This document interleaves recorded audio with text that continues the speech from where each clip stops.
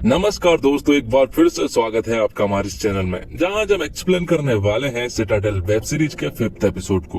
बाकी के 4 एपिसोड मैंने ऑलरेडी अपने चैनल पर अपलोड कर दिए हैं, जिन्हें आप आसानी से देख सकते हैं।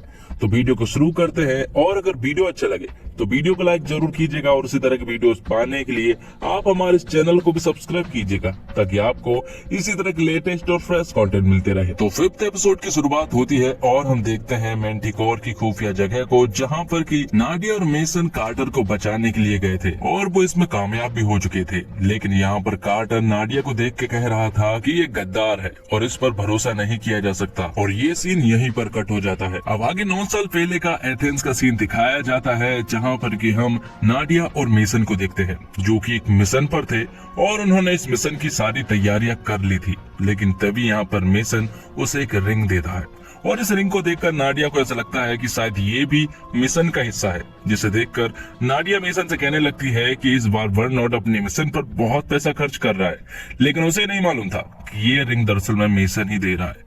मेसन उसे बता भी देता है और उसे यहाँ पर शादी के लिए प्रपोज भी कर देता है, जिस पर कि नाडिया कुछ भी नहीं बोलती है, और ये सीन भी यहीं पर कट हो जाता है। अब आगे हम बर्नआउट को देखते हैं, जो कि दालिया की गिरफ्त में था, और फिलहाल में उसके पास आंद्रेस है, और बर्नआउट यहाँ पर आंद्रेस को सेलेस की फोटो दिखाते हुए कहता है कि सेलेस जिंदा है। पर आंद्रेस बर्नआउट से कहता है कि सेलेस तो मारी गई है, लेकिन बर्नआउट उसे विश्वास दिलाता है कि सेलेस जिंदा है और वो उसे मिलवा सकता है। ये बातें सुनने के बाद आंद्रेस उसे छोड़ने का सोचने लगता है, और वो यहाँ पर उसके हाथों की रस्सियां खोलने लगता है। लेकिन तभी अचानक से कोई उसके सर पर गोली मार देता है, और वो होता है दालिया। दालिया यहाँ की लीडर होती है, और उसके बिना पूछे आंद्रेस ये सब कुछ कर रहा था, इसलिए उसने आंद्रेस को गोली मार दी। जिसके बाद दालिया फिर से बर्नआउट से कोड्स पूछने लगती है, लेकिन बर्नआउट अभी भी दालिया को कुछ भी नहीं बता रहा था। जिसके बाद 9 साल पहले का सीन दिखाया जाता है, जहाँ पर कि हम नाडिया को देखते हैं, जो कि अपना कुछ काम कर रही थी। तभी उसके पास एक मैसेज आता है, और उसे मालूम चलता है कि सेलेस की मेमोरी को बैकस्टॉप कर दिया गया है।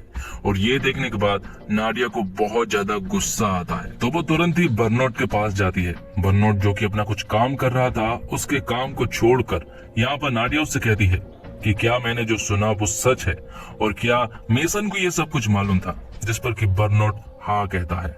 अब आगे हम मेसन और नाडिया को देखते हैं। यहाँ पर नाडिया उससे डायरेक्ट पूछती है कि तुमने मुझे ये सब कुछ क्यों नहीं बताया। जिस पर कि मेसन उससे कहता है कि उसे मालूम है कि ऑस्की तुमने चुराया था, और तुम्हें बचाने के लिए उसने सेलेस को फंसाया है, क्योंकि मैं तुमसे बहुत ज्यादा प्यार करता हूँ। तब नाडिया उससे कहती है कि उसकी मेमोरी को वापस लाना होगा, लेकिन यहाँ पर मेसन उसे बताता है कि उसकी मेमोरी के वापस आने के अब कोई भी चांसेस नहीं है। अब ये सुनने के बाद तो नाडिया उसे बहुत ज्यादा चिल्लाने लगती है, और फिर नाडिया और मेसन के बीच में झगड़ा हो जाता है, और इस झगड़े के बाद नाडिया उसे अपनी रिंग वापस कर देती है। और यहाँ पर मेसन बहुत ज्यादा सैड हो जाता है, क्योंकि वो नाडिया से बहुत ज्यादा प्यार करता था। अब अगले सीन में हम देखते हैं राही गंभीर को, जो कि मैंटिकोर में काम करता है, और इसी के साथ हम नाडिया को देख पाते हैं। और उन दोनों की बातों से हमें पता चलता है कि दरअसल नाडिया सिटाडेल को छोड़ने वाली है, लेकिन उसे छोड़ने के लिए उसके पास कोई पुख्ता वजह नहीं है, और साथ ही वो मेसन को भी सब कुछ बताना चाहती है। लेकिन राही गंभीर उसे मना करता है कि वो उसे कुछ भी ना बताए। जिसके बाद हम प्रेजेंट का सीन देख पाते हैं, जहां पर कि कार्टर मैंटिकोर के सेफ हाउस में ये कह रहा था कि नाडिया जो है वो गद्दार है, और कहीं ना कहीं वो सही भी कह रहा था। अब क्योंकि मेसन को कुछ भी याद नहीं है, इसलिए वो कुछ भी नहीं बोल पाता है। लेकिन कार्टर की मेमोरी बैकस्टॉप नहीं हुई है, उसे तो सब कुछ याद है। वहाँ दूसरी तरफ बर्नआउट के पास एक लैपटॉप रखा जाता है, और उसे बताया जाता है कि उसके पास सिर्फ आखिरी मौका है कोड बताने का। अगर वो कोड नहीं बताएगा तो हम उसकी फैमिली को मार देंगे। हमें तुम्हारी फैमिली के बारे में मालूम चल गया है, और हम जस्ट मिसाइल छोड़ने ही वाले हैं। इसलिए अब ना चाहते हुए बर्नआउट को उनके सामने झुकना ही पड़ता है, और वो यहाँ पर कोड उन्हें बता देता है। कोड बताते ही डालिया यहाँ पर पलट जाती है, और वो उसकी फैमिली को मारने को कहती है, और साथ ही वायोमिंग में जितने भी लोग हैं वो उन सभी को मारने के लिए कहती है। जिसके बाद हम बर्नआउट की बेटी को देख पाते हैं।